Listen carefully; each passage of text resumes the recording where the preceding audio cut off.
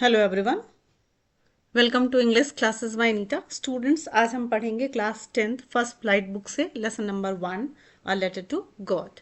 GL इसके writer हैं G L Fuentes. And before you read the lesson, चलिए पढ़ते हैं कि लेसन के किस बारे में है और क्या है। दे से फेथ कैन मूव माउंटेन्स। तो यहाँ पे एक कहावत आपने हिंदी में भी सुनी होगी कि विश्वास ऐसी चीज़ है जो बड़े से बड़े पहाड़ को भी हिला देती है। मतलब अगर आपका विश्वास अडिग है तो आप सक्सेस भी हो सकते हो। लोग कहते हैं ना कि be positive and get positive. तो इसी कहावत पे ही ये स्टोरी है। चलिए पढ़ते हैं कि देखिए स्टोरी है क्या ये। But what should we put our faith in, मतलब हमें किस चीज़ में विश्वास करना चाहिए। This is the question this story delicately pose. तो ये स्टोरी जो है वो हम बताती है कि मतलब हमें किस तरीके से और कैसे विश्वास रखना चाहिए, ये क्वेश्चन अराइज करती है। अब यहाँ पे स्टोरी है, Lencho is a farmer who writes a letter to God when his crops are ruined।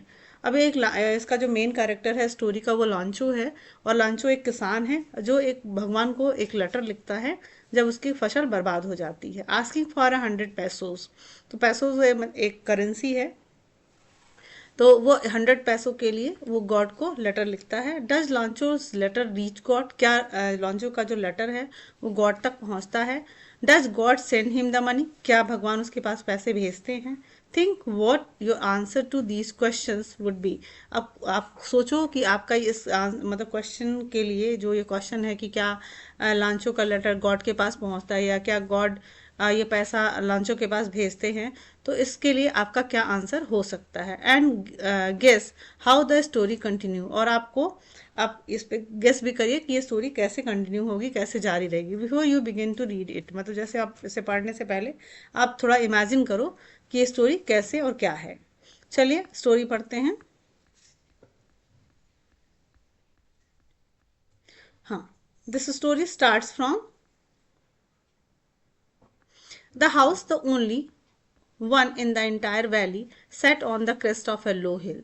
तो जो हाउस है लंचो का वो एक ऐसा घर है, ओनली वन मतलब कि इकलौता घर है in in the entire valley. Valley मतलब आप जाते हो दो दो माउंटेन के बीच में जो एकदम नीची वाली ज़मीन होती है, मतलब दो माउंटेन के बीच वाली जो ज़मीन होती है उसको हम वैली कहते हैं, घाटी जिसकी हिंदी है घाटी।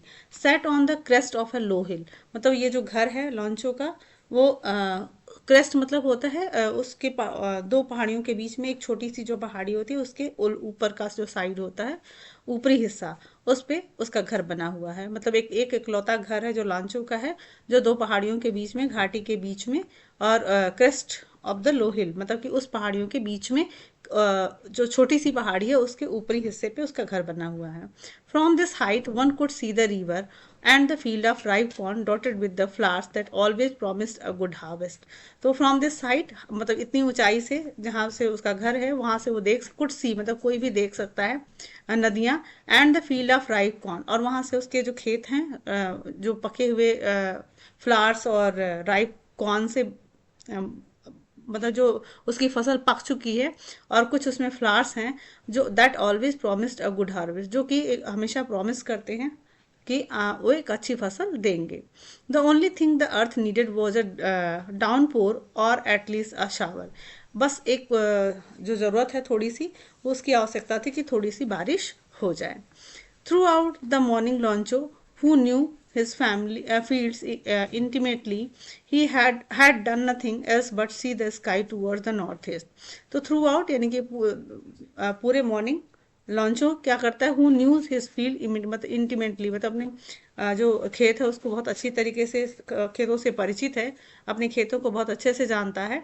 हैड डन नथिंग, उसने सुबह से कुछ नहीं किया, else but see the sky, सिर्फ उसने आसमान की तरफ देखा, टूवर्ड्स द नॉर्थ ईस्ट, जो कि पूर्वोत्तर दिशा में वो देख रहा था आसमान में कि बारिश हो सकती है या नहीं। Now we are really going to get some water women. तो वो अपनी वाइफ से कहता है कि डियर वुमेन, हम लोग बारिश मतलब हमें पानी मिलने वाला है, यानी कि बारिश होने वाली है। The women who was preparing supper replied, अब जो औरत थी वो सपर यानी कि रात का खाना बना रही होती है, तो उत्तर देती है, यस गॉड विलिंग, अगर भगवान ने चाहा।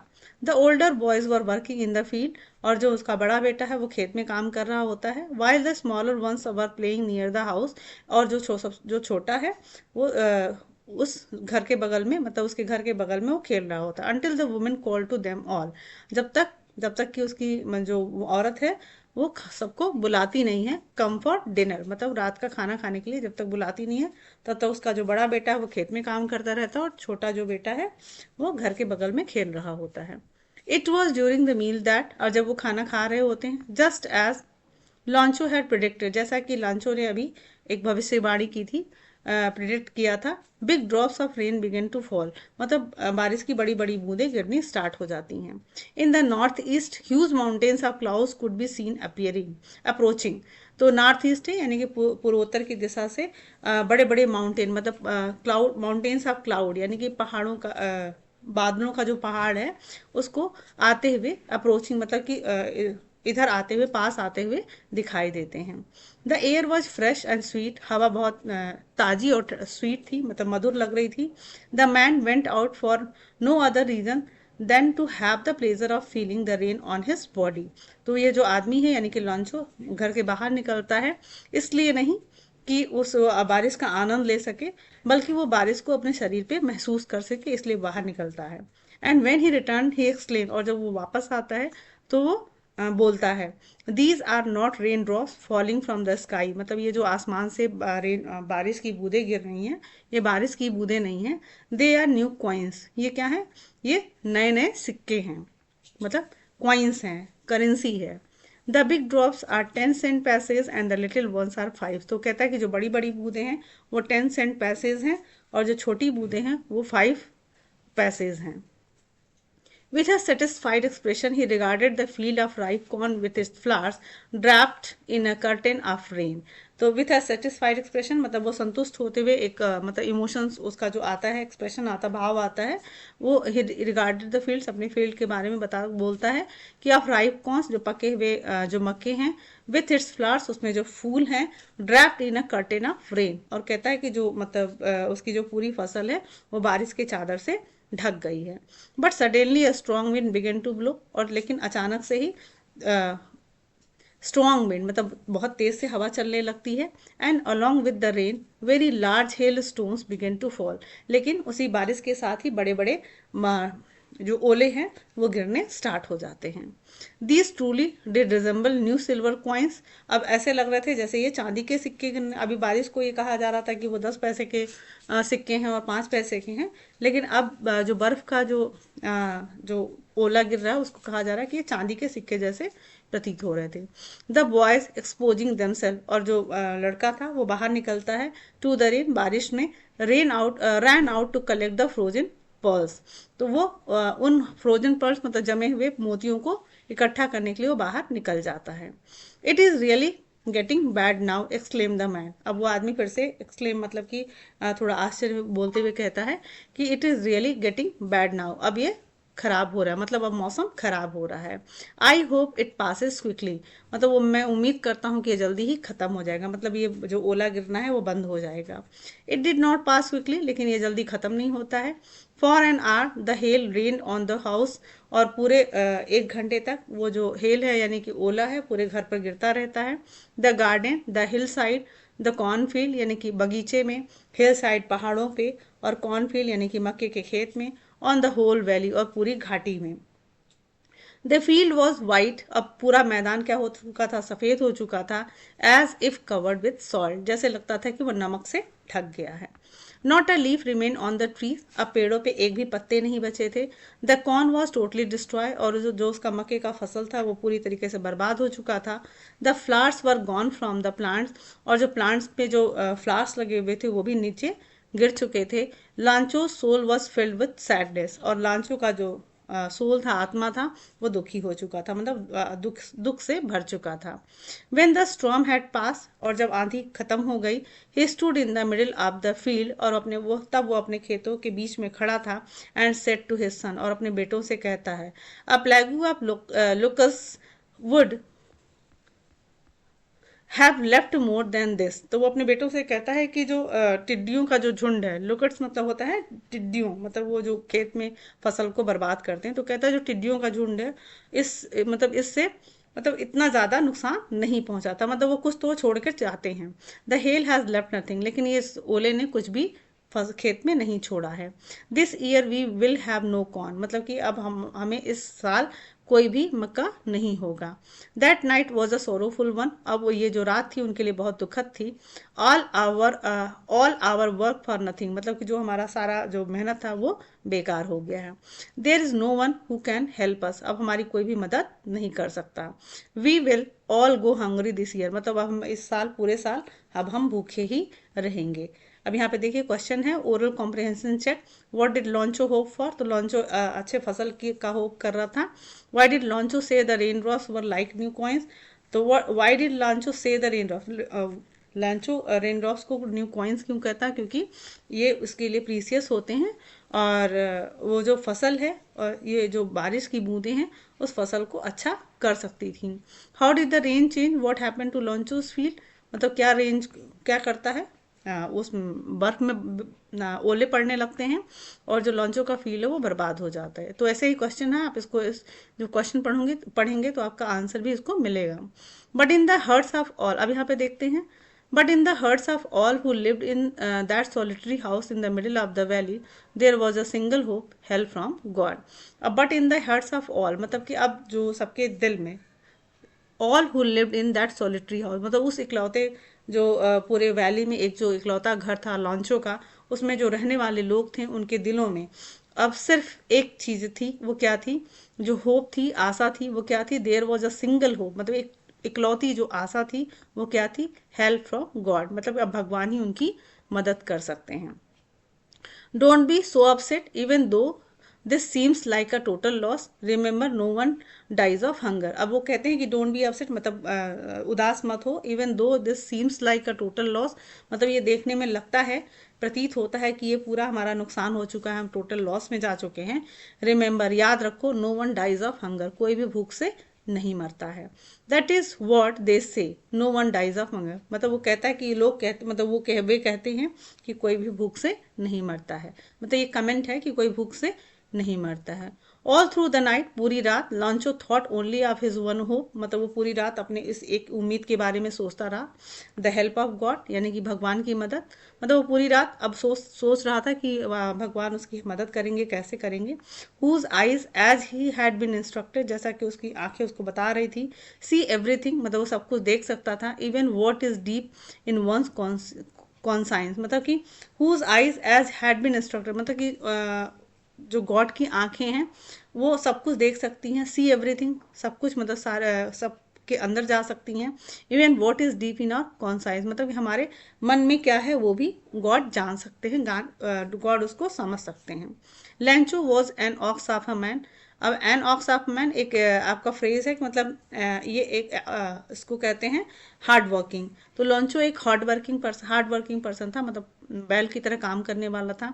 वर्किंग लाइक एन एनिमल, वो जानवरों की तरह काम करता था, मतलब इन फील्ड, मतलब वो अपने फील्ड में, मैदान, अपने खेत में एकदम बहुत हार्ड वर्क करता था, इसीलिए यहाँ पे जो कंपेयर किया गया एनिमल से कि वो जानवर की तरह काम करता था। But still he knew how to write, लेकिन उसको लिखने आता था, मतलब वो पढ़ा लिखा था।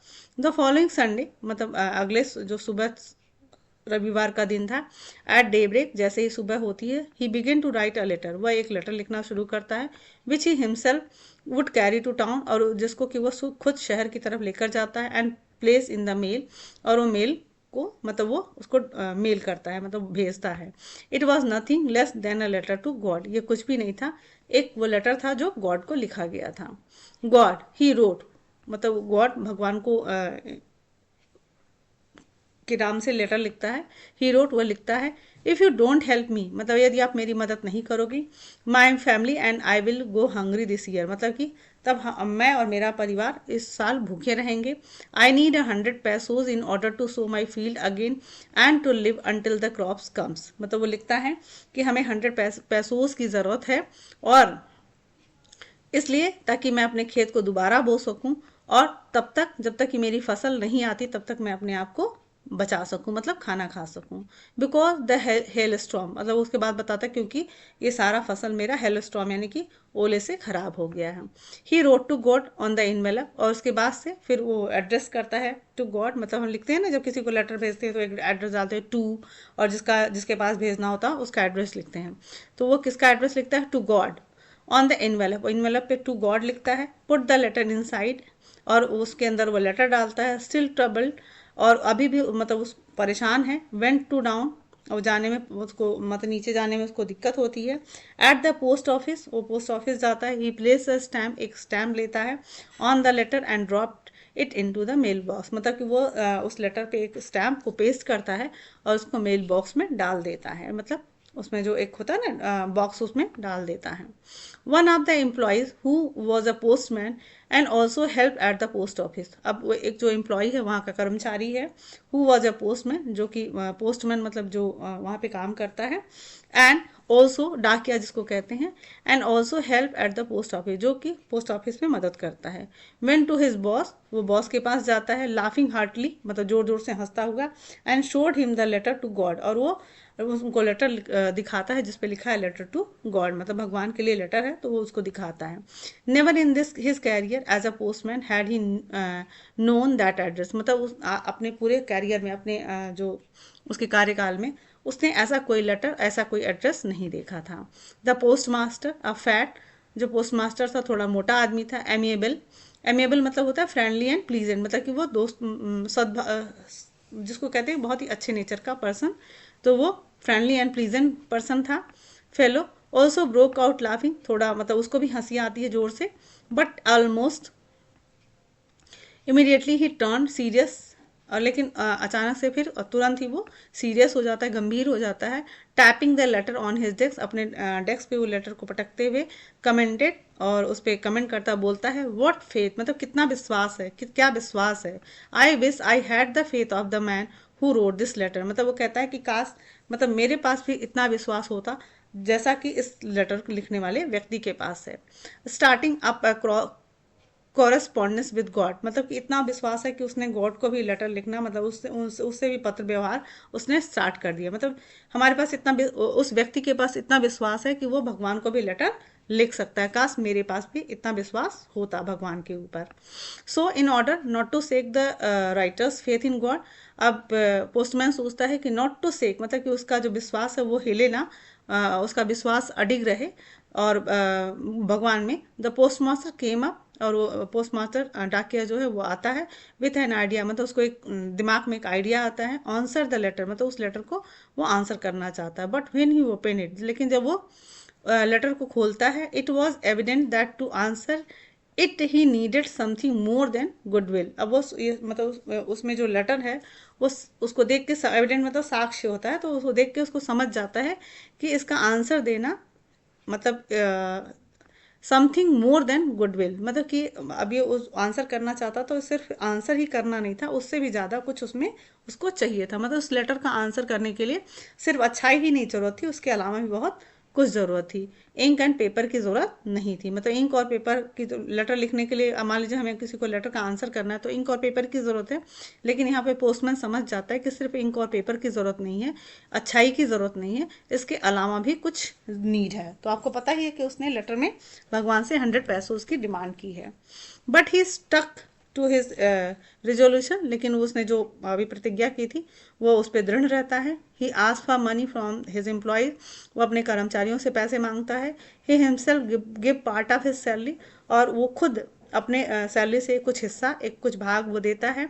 And several friends of his were oblige to give something, और उसके बहुत सारे जो जानने वाले दोस्त थे वो भी उनसे भी वो कुछ पैसे लेता है। For an act of charity, मतलब कि उनसे भी वो दान के रूप में उनसे पैसे लेता है।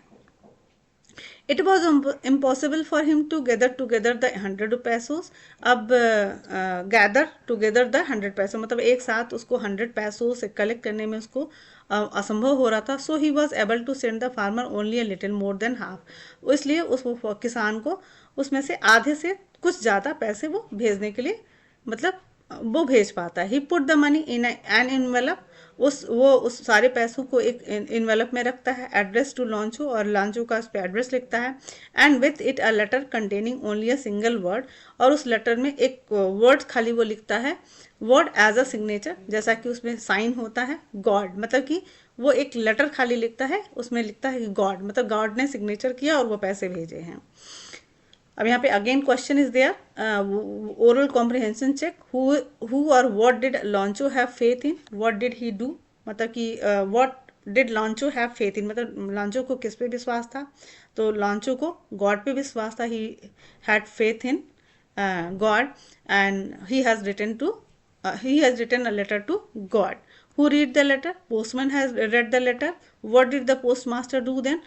Postmaster helped, and he has collected money by the friends and employees, and he has given to Lonchos with the letter. तो यहाँ पे आप ये समझ सकते हो, आपने अभी तक ये पढ़ लिया है। अब चलते हैं आगे। The following Sunday Lencho came a bit earlier. अब जो अगला संडे आता है, अगला मतलब नेक्स्ट जो संडे था, लॉन्चो थोड़ा जल्दी आ जाता है, जैसा कि यूजुअल, मतलब to ask if there was a letter for him, मतलब कि वो दूसरे रविवार की सुबह थोड़ा जल्दी ही पोस्ट ऑफिस आ जाता है, ये पूछने के लिए कि क्या उसके लिए कोई लेटर आया है।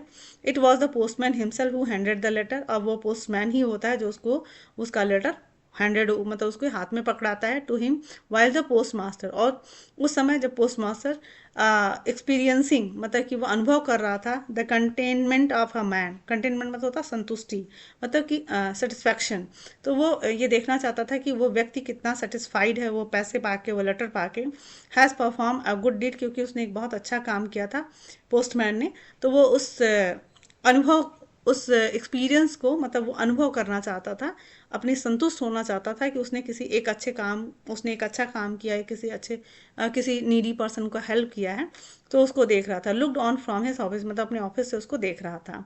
लॉन्चो showed not the slightest surprise on the seeing the money. अब लॉन्चो को जब वो देखता है, तो लॉन्चो स्लाइटेड सरप्राइज, मतलब उसको थोड़ा भी आश्चर्य नहीं होता है, स्लाइटेड मतलब लिटिल सरप्राइज, तो उसको थोड़ा भी आश्चर्य नहीं होता है, on the seeing the money, वो पैसे देखकर थोड़ा भी सरप्राइज नहीं होता है। सच वॉच हिज कॉन्फिडेंस, मतलब इतना कॉन्फिडेंट है। अब आप सोचो कि उसने लेटर को, गॉड को लेटर लिखा, उसको पैसे भी मिल गए, लेकिन अभी भी वो सरप्राइज नहीं है। क्यों नहीं है? क्योंकि उसको इतना कॉन्फिडेंट है भगवान के उस पर, कि उसे मालूम है कि भगवान उसको पैसे भेजेगा ही, तो वो इतना कॉन्फिडेंस है, उतना उसको विश्वास है कि वो पैसे को देखकर सरप्राइज नहीं होता है। बट ही बिकेम एंग्री, बल्कि वो नाराज भी हो जाता है। When he counted the money, जब वो पैसे गिनता है तो थोड़ा नाराज भी होता है। God could not have made a mistake, मतलब वो कहता है कि भगवान कोई गलती नहीं कर सकते। Nor could he have denied Lencho what he had requested, मतलब वो कहता है कि भगवान कोई गलती नहीं कर सकते, और ना ही उसने रिक्वेस्ट किया था देने के लिए, भगवान उसको देने से मना कर सकते हैं। इमीडिएटली, तुरंत, Lencho went up to the window के मतलब कि पोस्ट ऑफिस की खिड़की पे जाता है, to ask for paper and ink, और एक पेपर और इंक मांगता है, पेन मांगता है। On the public writing table, और वहाँ जहाँ पे लोग उस टेबल पे लिखते हैं, वहाँ वो जाता है। ही स्टार्टेड टू राइट, वो लिखना शुरू करता है। With much wrinkling of his bro, मतलब रिंकलिंग मतलब अपने भावों को सिकोड़ते हुए, यानी कि नाराज होते हुए। Caused by the effort he had to make to express his ideas, मतलब वो जब वो लिख रहा होता है तो वो नाराज होकर लिख रहा होता है, तो उसकी जो एक्सप्रेशन है उसके फेस पे, उसके विचारों से वो प्रकट हो रहे थे, कि मतलब वो लेटर में क्या लिख रहा है उसके फेस से ये दिख रहा था। वेन ही फिनिश, जब वो लेटर लिख लेता है, he went to the window, वो खिड़की पे जाता है, टू बाई अ स्टैम्प, एक स्टैम्प खरीदने के लिए, विच ही लिक्ड, जिसको कि वो थोड़ा चाटता है, and then affix to the envelope, और वो उस इनवेलप पे उस लेटर स्टैम्प को चिपका देता है। With a blow of his fist, मतलब अपनी मुट्ठी को थोड़ा सा मार के उस लेटर को चिपका देता है। The moment the letter fell into the mailbox, the postmaster went to open it, और जैसे ही वो उस क्षण वो लॉन्चो उस लेटर को मेल बॉक्स में डालता है, पोस्ट मास्टर जाता है और उसे तुरंत उसको खोलता है। इट्स सेड, और उसमें लिखा होता है, लेटर में लिखा है गॉड, भगवान, of the money that I ask for, मतलब कि वो पैसा जो मैंने आपसे मांगा था, ओनली 70 पैसोज रीच मी, मतलब सिर्फ उसमें से 70 पैसे ही मेरे पास पहुंचे हैं। सेंड मी द रेस्ट, जो बचा है वो भी मेरे पास भेजो, since I need it very much, क्योंकि मुझे अभी इसकी बहुत ज़रूरत है, but don't send it to me through the mail, और लेकिन इसको अब जो पैसे तुम भेजना उसको मेल के थ्रू मत भेजना, because the post office employees, क्योंकि ये जो पोस्ट ऑफिस के एम्प्लॉयज़ हैं, कर्मचारी हैं, are a bunch of crooks, मतलब ये धोखेबाज हैं, मतलब लॉन्चो, और वो अपना साइन करता है लॉन्चो, मतलब कि आप मेल से पैसे मत भेजना, क्योंकि उसको ये लग रहा था कि जो 30 जो पैसे थे वो पोस्ट ऑफिस के लोगों ने उसको निकाल लिया है। तो वो कहता है भगवान से कि आप मेरे जो बाकी पैसे हैं वो भेजो, और लेकिन अब मेल से मत भेजना, क्योंकि जो पोस्ट ऑफिस के एम्प्लॉयज़ हैं वो क्या हैं, क्रूक्ड हैं, क्रूक्स मतलब बेईमान हैं, और उन्होंने वो पैसे हमारे ले लिए हैं, लॉन्चो। तो आपने समझा, मतलब कि भगवान पे उसको इतना विश्वास था। हमने स्टार्टिंग में ये लेसन ये पढ़ा था कि faith can move the mountain, मतलब जो हमारा विश्वास है वो पहाड़ को भी हिला सकता है। तो आप इस स्टोरी से आपको ज़्यादा समझ में आया होगा।